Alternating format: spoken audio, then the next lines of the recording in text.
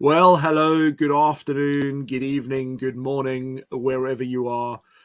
Today, we have the pleasure of interviewing Joel Felsenstein in the fourth of the series, but also, finding out about his fight for the right to party. And today's topic is all about why it's not an illness why autism is not an illness that needs to be cured. And I think it's going to be quite an interesting discussion because there are a lot of misconceptions out there about what autism is or isn't. So I'm looking forward to having an interesting discussion with you today, Joel. Welcome, as always. How are things with you today? I'm fantastic as always, Mac. Been up for the past 6 hours so far. No, I have slept, and I'm ready to go. Awesome stuff. That is great to hear. We've already got a few people jumping on. We've just had Ilya talking about a great conversation, and thanks for enabling this topic. And the reality is, I'm facilitating, but you're the man that's the vision behind the enabling right now, because Life Hacks with Mac is just here to do the interview, but ultimately RockstarX is the vision. So we're going to get more into that in a second. But hey, do us a favor. Tell us today a little bit, for those who haven't heard your background, could you give us a little insight into, the journey that you've had, how they found out that you have autism, how that's impacted you, just a little bit of a flavor of a background before we get into the main topic of autism is not an illness that needs to be cured. Yeah, sure, Mac. Well, I was diagnosed back when I was 9. By that time, I was 4 years into my musical journey, and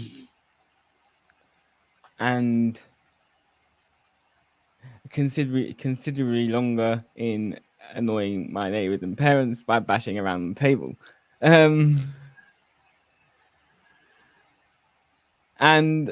I was diagnosed at the age of 9. I then moved. I started off in one school.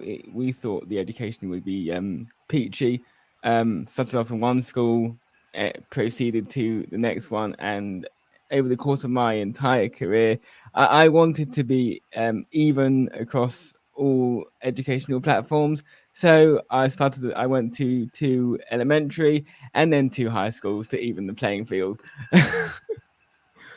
Oh, and um, yeah, carry on. I've got some questions around that one. and yeah, each was as interesting as the next, shall we say. And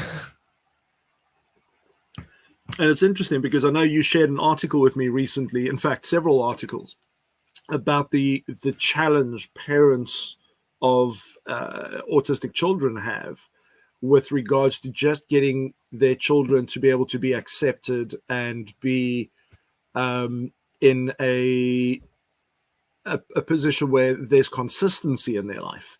And consistency is such an important element for people with autism, as I have experienced with my brother. Is just knowing what the next day looks like, and having clear guidelines. That must have been quite unsettling to be able to get it into one school and then all of a sudden have to be dragged out and moved to another one, and then have to face new people, new teachers. That must have been a nightmare just for yourself. I mean, with four schools in itself. But some of these articles that you shared with me, there are some people that have been in anywhere between 10 and 20 schools in their school kind of process, and that's frightening. So, what do you put that down to? What was the reason that you ended up having to move so much? The education system is certainly in the UK. I'm not sure about any other country, but certainly in the UK, the education system is very, very ironically uneducated when it comes to neurodiverse, and it shows when you have a mainstream setup in a school and then you plonk a unit in there and then your classes are in the mainstream part of the school with 30 other people in the class as well. And some people are fine with it, but you'll find that most people on the spectrum would find that a humongous sensory issue. And as a result, will come out of school learning more nothing than they went in with.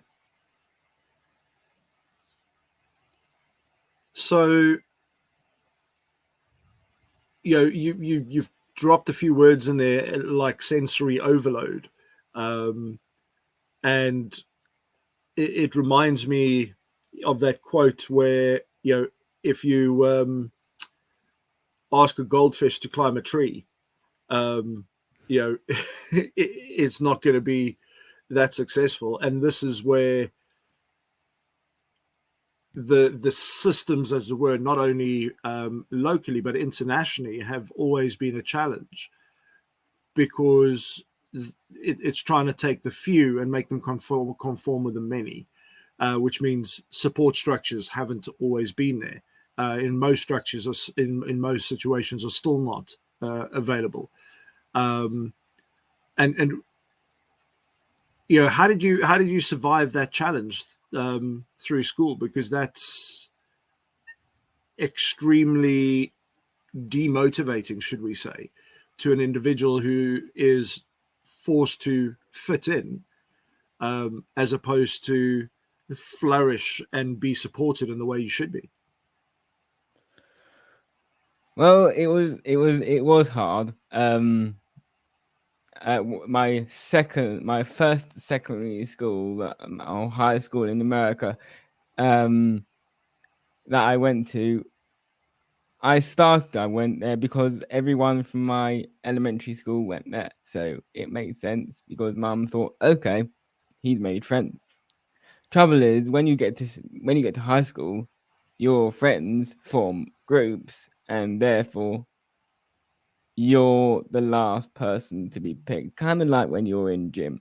And you're just standing there waiting to be picked for a team, and it never comes, and then you're paired with a teacher. And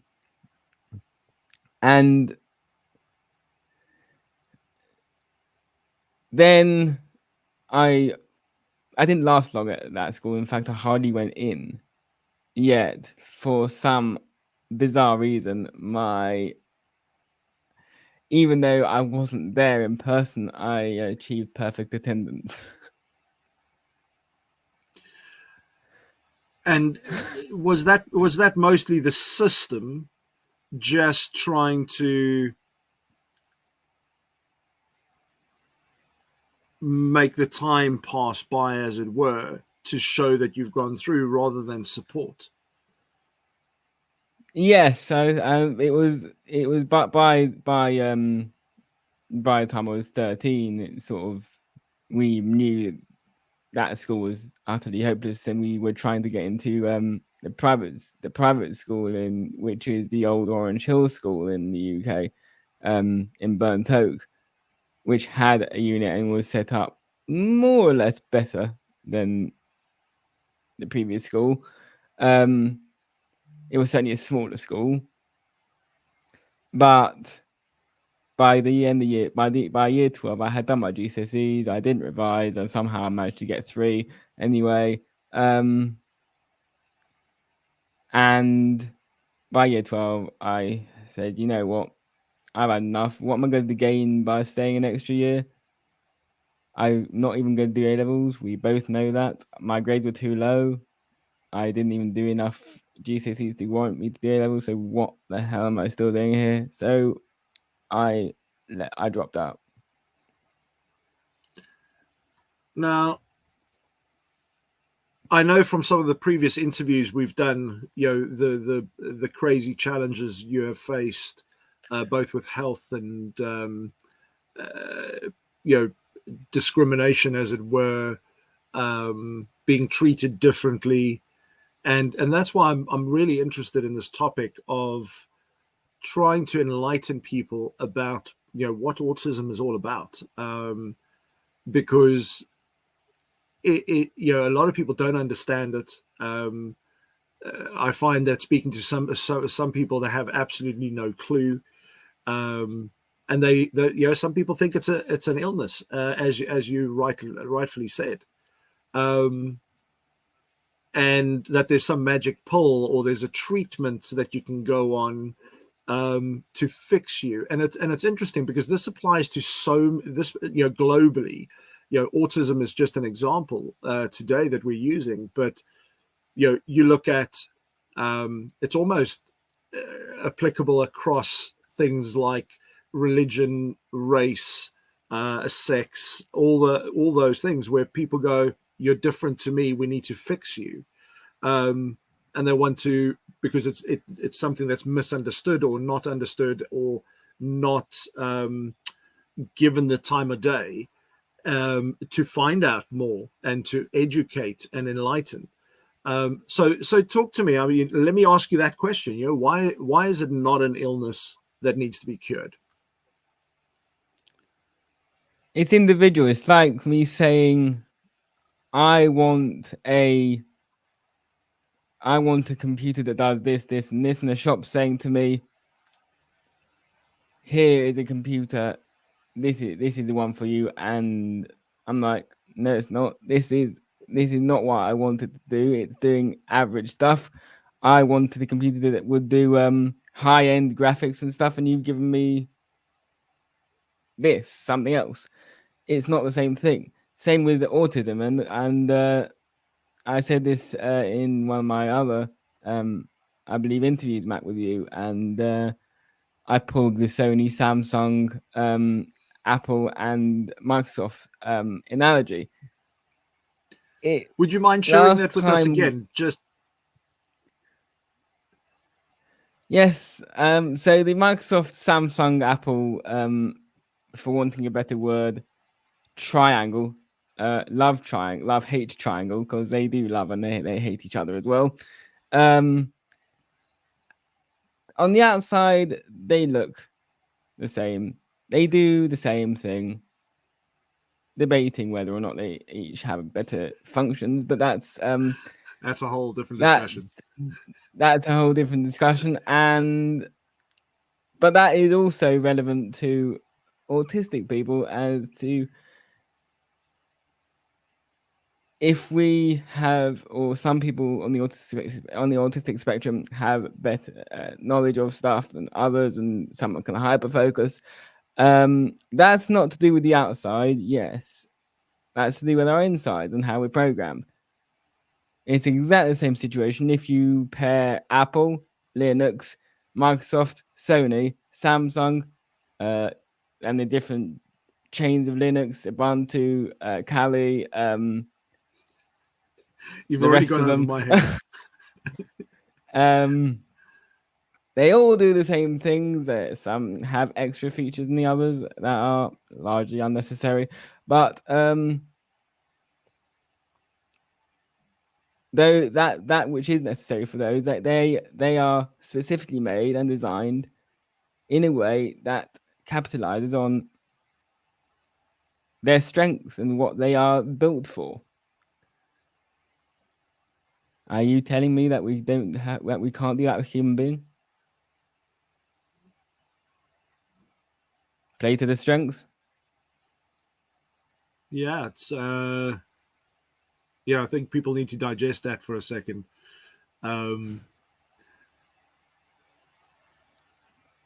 It's like Steve Hughes' Live at the Apollo when he did that sketch on the War on Terror. When he said, "What does war create?" I haven't seen it. What does war create? Terror. So your actions are fighting the consequences which you're trying to prevent.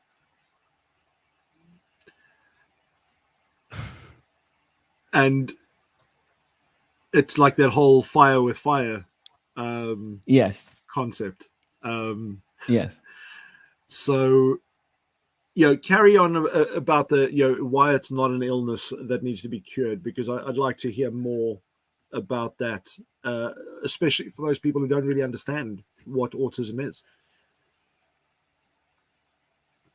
Well, we've got these experts who claim they understand the term autism and what it is. You can't fully understand autism unless you've got it. And it's also very individual to the person who's got it.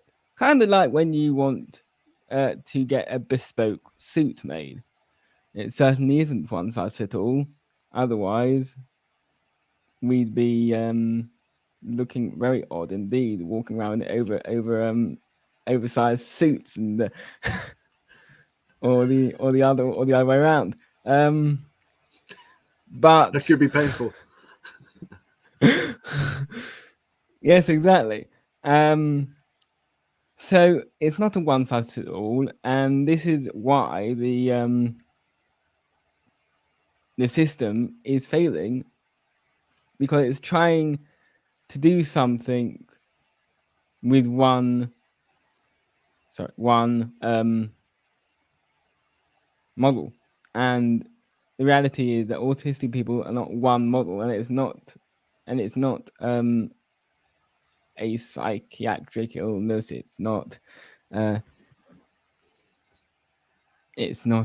disease, and you won't catch it if you go near rats who catch rabies. It's not like that at all. It's not cancerous. It's just a different way of thinking. Yeah. And it's interesting because when you speak to different people, and unfortunately, just because you've dealt with autism with one person doesn't mean that it's the same for the next person that you deal with. There are some traits, but the majority, and this is where terms have changed so much over the last 10, 15, 20 years even, that just anybody, because I saw a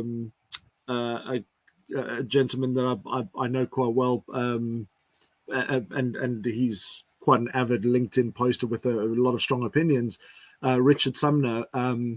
He did a quadrant and explained where people fall on the quadrant when it comes to the spectrum, and how you could be in the what is known by a lot of people as high functioning part of the quadrant, and then you can have somebody else who is considered low functioning, but the assessment is the same for both, and they're treated the same because they have autism. Yet we see so many people that are treated, and I've seen a lot of this in the special needs circles, where people are assumed based on it's like that saying that says never judge a book by its cover. And with autism, I think that is just so spot on, because I've met people that are from the outside, no eye contact, won't speak, and the normal human being, and I put that in inverted commas because there's no such thing, but would assume that person you can't communicate, or that person is any less talented. Yet we find these amazing geniuses in these people that they just express themselves differently. And as you keep saying, they're just wired differently. So instead of going, this is strange, I don't know how to communicate. And it's a similar, when you meet somebody who speaks a different language, we find ways to communicate. And through your vision of working with people with music, universal language, it's so powerful. So talk to me about, you've mentioned this before, and people tend to be scared to approach different, and you must have faced a lot of that, where people, they're not quite sure how to communicate with you, or they're just afraid to say the wrong thing, because that's a big challenge for a lot of people. What do you suggest? How do, like, if somebody wants to go and learn more without offending anybody, what is the best way to go about reaching out to somebody with autism and communicating with them? What is your opinion? Well, the internet is a very wonderful invention. So I would say talk to us online is the safest option, because if you came across a non-speaking autist, doesn't mean they can't type. It does not mean they can't type. And if you want to, also you can communicate through music as well. I know several people who are non-verbals and verbals who are on the spectrum, but this spectrum is so big, it's now borderline ridiculous. And it's now you're grouping things that are completely irrelevant to the autistic side with autism. So anything you don't understand ends up on the spectrum, which is another name for I don't understand this, therefore I'm sticking it into the in tray, which is full of mystery. I love that. And it's so true, because it's like, if we look at what the spectrum was maybe 5-10 years ago, and then you look at it today, is like, it's just mad what has been bundled in there. It's just like, hey, I don't understand, let's throw them in that category. And that must be really frustrating. It is. It's the only hope I can have for the world is that they don't take as long as they did with the LGBTQ communities to realize that autistic people are not weird. I've got to throw in a comment here, because we've had a couple of comments. So I'm going to go to the first one, which is by Amanda. And neurotypicals aren't used to people thinking and processing things differently than they do. Autistics realize this is an everyday reality. And I mean, what are your thoughts there, Joel? Well, that's what Amanda has said there is the very reason why you would find many people on the autistic spectrum mask their ability. And I hate the word ability. I hate the word ableism. But in reality, that is the truth of a fair number of them on the spectrum who want to get a job. And that leads me nicely into this next one. And the person is anonymous, and they happily put your name in the comments if you want to share, just based on their LinkedIn settings. They don't allow their details to come across to second and third party connections. So this one is interesting, because as they say, you don't look autistic. a comment they get on a daily basis. People with autism act, speak, and react differently. No Yes. two people are the same. Some have underlying aspects, conditions that can be hidden well, masking, as you put, whereas others show their signs a lot clearer. And I mean, that's such a good way, just the way that's been put in. I've just created a new word. Put is phenomenal. It's so clear. And that one part that people forget is the other underlying things that contribute. So, I look at my brother-in-law, who's an incredible human being. Yes, he's on the spectrum, but he also has something called Fragile X, which is fairly rare. And that displays itself in a certain way.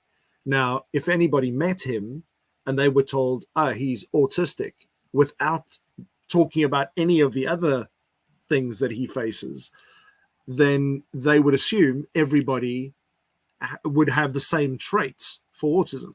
But it's got nothing to do with autism. It's got to do with his Fragile X. But he also has autism. And this is where it's so easy to understand, autism, as it were. Because that's like seeing somebody who is, I mean, this is bizarre, but like somebody who is, say, a guitarist, and you look at their features and you go, okay, they've got a long rock star hairstyle, similar to Joel. And, they have a certain look. And then all of a sudden, everybody in the street, that's a guitarist. And in the meantime, they might be totally tone deaf and not have any chance of playing an instrument.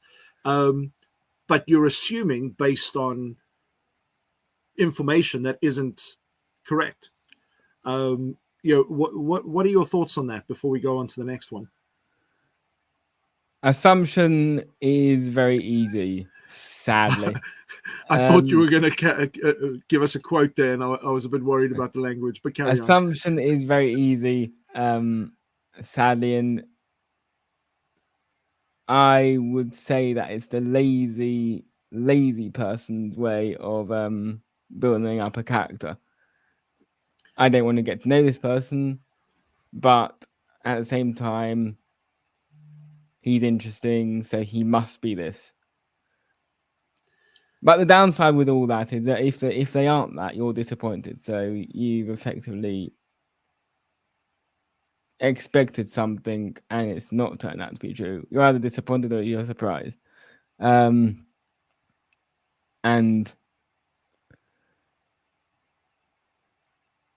we humans do have a tendency to judge easy. Way too easily.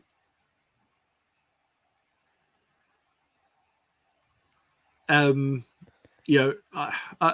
blown away with every time we speak. I learn a little bit more, not necessarily about autism, but about being human when I speak to you, Joel, because you somebody's just mentioned the Bluebeard. I'll refer to that later because that could be confusing quite a few people today, thinking what the hell's happened to Mac.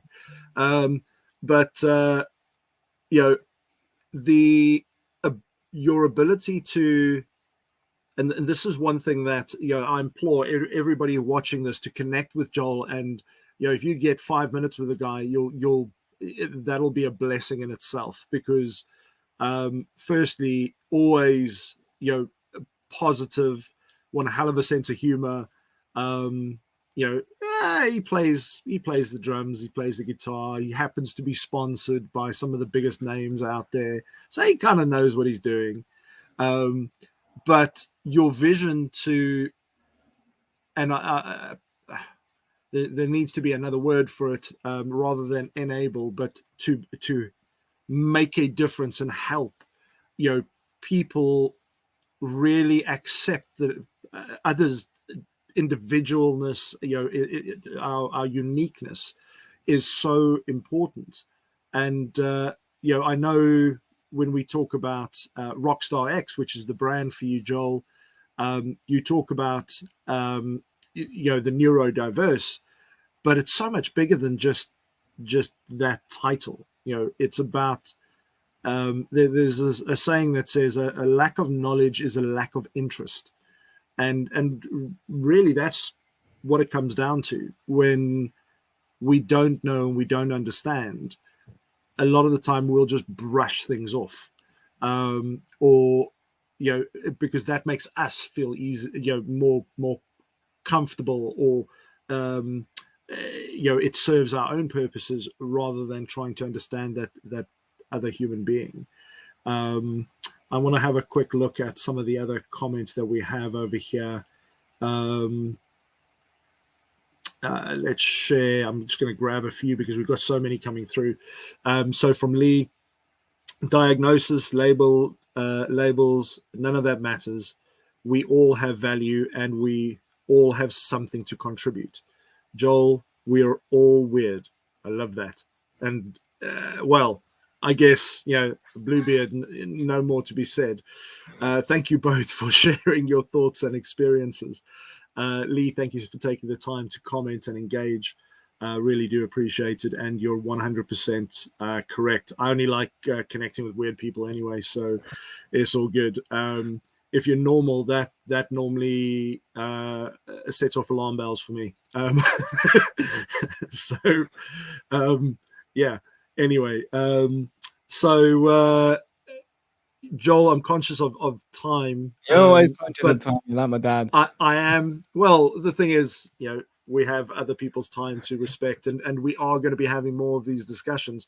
I keep saying we have a little mini series of 8 episodes, but as you keep telling me, Mac, that's just the that's what's planned, but it's not what's going to happen.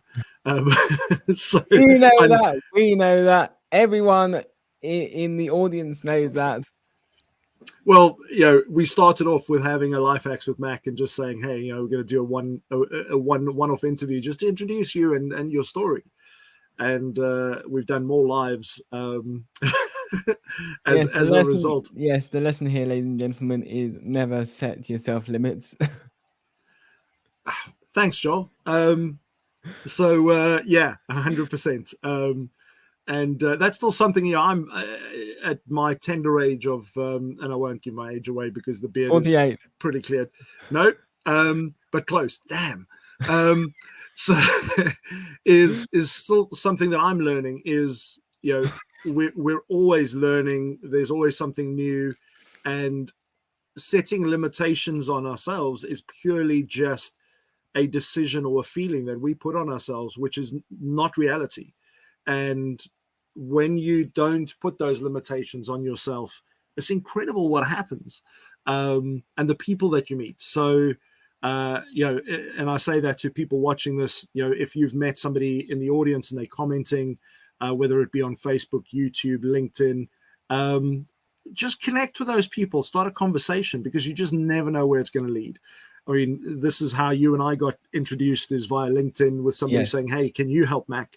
Or Mac, can you help Joel? Sorry. I do need help myself, but that's a different story. And it's amazing where that's led. And I'm loving the journey. So limitations removed, and let's see where this may lead. What else would you like to share with the audience right now, from your experience, Joel, with regards to this topic? My experience with this topic, I actually, one of the comments that you brought up from the anonymous user, I had a friend say that exact line in that exact way to me a few weeks ago, saying, you don't look autistic. You don't sound autistic. You definitely sound autistic. Yes, yes. I'm sorry. What are we meant to sound like or look like? Last time I checked, it was a different way of thinking, not an entire human race. It's amazing how we like to put people into like cookie cutter samples of going, I can identify this. I'm good. Look at me. And then when you don't fit, it's okay. I'm not sure which tray to put this person in. You know, it's like.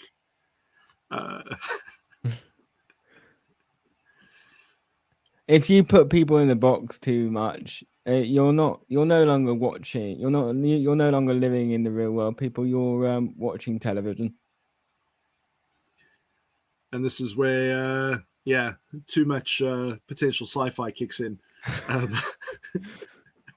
You're supposed to have like a third arm or something weird going on just to help. It's like an identifier. It's anyway, that's a whole other conversation. I mean, with Huey Lewis's song "Hip to Be Square," I cannot disagree with that statement more. Absolutely, and on that topic, Joel, afterwards, I'm going to ask you to do exactly what we've done previously. Is Joel on a road trip back from looking at an incredible venue that would be amazing for RockstarX. He came up. Well, we were discussing a empowering playlist, not only for people with autism, but just a playlist that basically embodies the those power ballads that really speak to uniqueness, to our individuality. And originally I think we had about 10 15 songs on there. Now it's like over 200. Out of my mind. Over 200. Oh man. And I tell you what, I'm yet to find somebody that I say, hey, do us a favor, switch that playlist on, where they don't just get sucked in and it makes their day, because it's so many incredible power ballads. And if you've got suggestions, that you think, this is my power ballad that really makes me come out and feel in control, then feel free to go and share those in the comments, because Joel and I will, Joel will vet them and then throw them on the list. But Joel, if you can, after this, share on LinkedIn. For those of you who are watching on either Facebook or YouTube, LinkedIn is the place to go and follow Joel, because this is where he is rocking the world. So I would suggest connecting with him there if you haven't already, and follow the RockstarX journey. If you go and look at the description of this event, you'll see the link to the RockstarX page. Please go and follow that, which is where Joel and the team will be putting regular updates out there as to what's happening, what we're looking for, who we're looking to connect with. So Joel, any final thoughts as we wrap up the last minute and 10 seconds? We've also launched a YouTube channel as well. Currently he's got nothing on it at the moment. We'll be sharing the link to that as well. Not a great selling point, but we've currently got a generic URL which Google once you get to 100 has blessed us with. So we would love to be able to change that as soon as possible. So that's definitely something to share on the RockstarX page, because once you get to 100 subscribers, you can go and change the URL. So that'll be cool. Anything else, Joel? When you said before we go, when you said Joel and the team, you're part of the team. So Mac is part of the team. At one of his many hats. I'm surprised he hasn't managed to lose any of them yet. And thanks. He's part of the team. So he will be also posting. Awesome stuff. I'm just having a look through some of the comments over here. Hey Lisa, so good to see you. It's been ages. Lisa's just reached out saying she'll connect you with her autism specialism contacts too.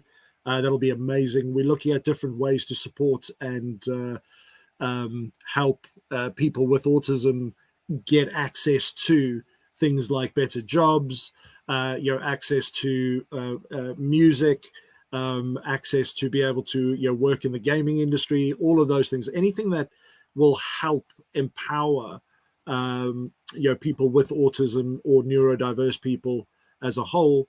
That's what we're looking for. So we're looking at putting retreats together to go and help individuals gain access to music, to learn music, also as music therapy. So any of those things that you can think of, please, drop those contacts in.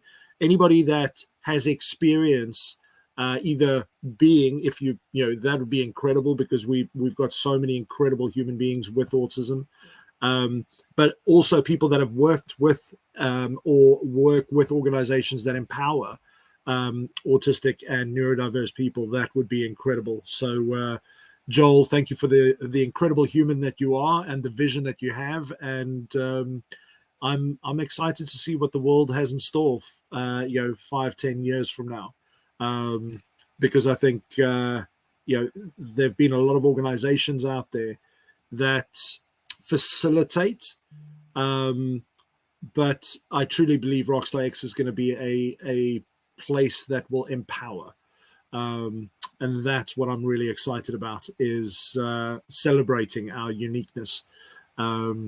So thank you so much for sharing today, being so open and approachable and honest with some of your, if you go and watch some of the previous interviews, Joel doesn't beat around the bush. And that's what I love about it, is no BS. It's just like straight in. Sometimes I have to worry about potential language overrides, but it's all good. It's at the end of the day, it is what it is. It's I don't think anybody is gonna have an issue with that. But Joel, just keep being you. That's what we need. More of you in the world. So thank you so much for taking the time and keep reminding me that not having or setting ourselves limits is such an important mindset to have. So everybody, if you've been watching this, Joel will be having another one of these sessions. There are many other conversations to be had. This is just the beginning, but this is a part of a 8-part mini-series, and our next one is going to be quite an interesting one, because, well, they're all interesting, but it's going to be neurodiversity in the world. So watch the space. Joel and I will be sharing the link to that, and you'll be able to see that through our events, and I look forward to having more of these conversations with you, Joel. Thank you very much for your time today. You're welcome. And I believe that event is happening on the last day of June. So keep those eyes peeled, people. And if you want to find out why the blue beard, just go to my profile. I did a LinkedIn live yesterday, which Joel helped around in the background, but I clearly babbled a little bit. But that's part of my wonderful long COVID and fuzzy brain. So I just push on through.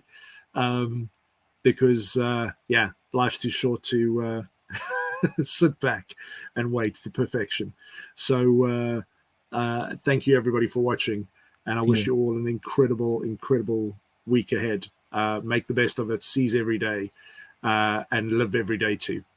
So as my motto always goes, you never know where a conversation may lead you, so please go and have many. Joel, thank you very much. Would you mind playing us your little sting outro? Not at all. My pleasure. Excellent stuff. Good man. Enjoy.